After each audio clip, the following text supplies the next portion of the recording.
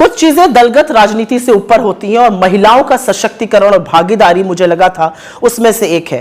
मैं आज इस देश की एक महिला होने के नाते बोलना चाहती हूं, एक वो महिला जो नौकरी करती थी और फिर लगा कि सार्वजनिक जीवन में बदलाव का सबसे सशक्त माध्यम है राजनीति से जुड़ जाना। ऐसा इस देश की बहुत सारी महिलाओं को लगता है। एक आधी आबादी है जिसको यह लगता है कि उनका प्रतिनिधित्व होना चाहिए, उनको आरक्षण मिलना चाहिए।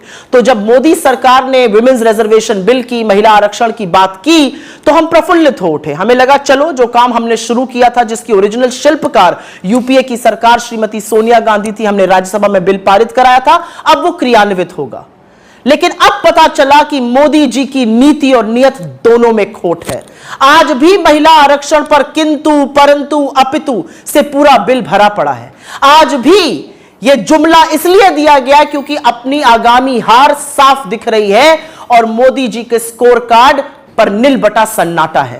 तो महिलाओं को एक जुमला दे दिया गया महिला आरक्षण का, लेकिन असलियत इस बिल में साफ हो गई, क्योंकि यह बिल साफ तौर से कहता है कि महिला आरक्षण तभी होगा जब पहले जनगणना होगी, फिर डिलिमिटेशन होगा और उसके बाद महिला आरक्षण क्रियान्वित होगा। मतलब 2029 से पहले महिला आरक्षण संभव ही नहीं है। जिन लोगों को लग रहा था कि 2024 में 10 साल सत्ता चलाने के बाद मोदी जी एक काम तो अच्छा कर जाएंगे, उनको भी ठग लिया मोदी जी ने। आज इस देश की महिलाएं अपने आप को ठगा महसूस कर रही हैं, क्योंकि डिलिमिटेशन, जनगणना होते होते 2029 तक ही यह संभव हो पाएगा।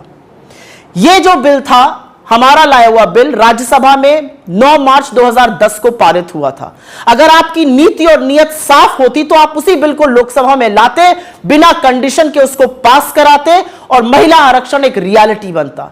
लेकिन असलियत यह है कि आपने महिला आरक्षण के नाम पर भी देश की आधी आबादी को एक जुमला थमा दिया।